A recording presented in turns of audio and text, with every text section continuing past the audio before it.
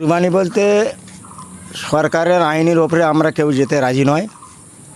আমরা এবারে যে যেরকম পেরেছি ছাগল, দুম্বা,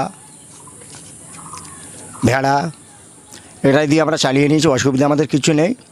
তবে সরকার যেহেতু আইন করেছে গরু খাওয়া যাবে না, আমরা গরুর প্রতি আর কোনো ইন্টারেস্ট নেই, গরু আমরা আর করবই না। গ্রামে কটা গরু হচ্ছে? টোটালি আমাদের ঘোজেরমাঠ গ্রামে টোটালি কোনো গরু জবাই হয়নি। ভাঙড়ের বিভিন্ন গ্রামের ছবি আপনাদেরকে দেখাচ্ছি। আপনারা দেখছেন যে এবারে কুরবানি উপলক্ষে রাস্তাঘাট একদম চুপচাপ হয়ে আছে।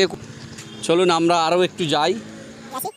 আমরা নিরপেক্ষ। এবার রাস্তার ধারে আগে খুব বিশাল কুরবানি হতো, এবার একদম জিরো। আমরা খুব সুস্থভাবে বাস করছি। আমরা সরকারের কথা অনুসরণ করে আমরা সেইভাবে চলাফেরা করছি। আমরা সেইভাবে কুরবানি আমাদের 0.1 পয়েন্টে আমরা আজকে কুরবানি করছি। গ্রামেও হয় না, গ্রামেও হয় না কুরবানি।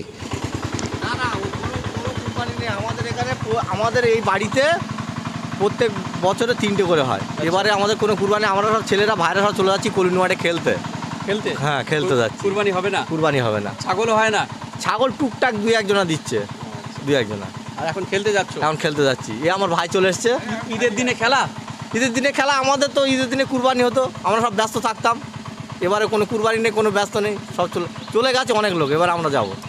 সরকারের যে আইন করেছে 1950 সালের যে আইনটা বলবৎ করার চেষ্টা করে সরকার, যেটা বিগত দিনে যে আইনটা ছিল, কিন্তু সেটা সরকারের গাফিলতি হোক বা যে কোনো কারণে সেটা বলবৎ করিনি।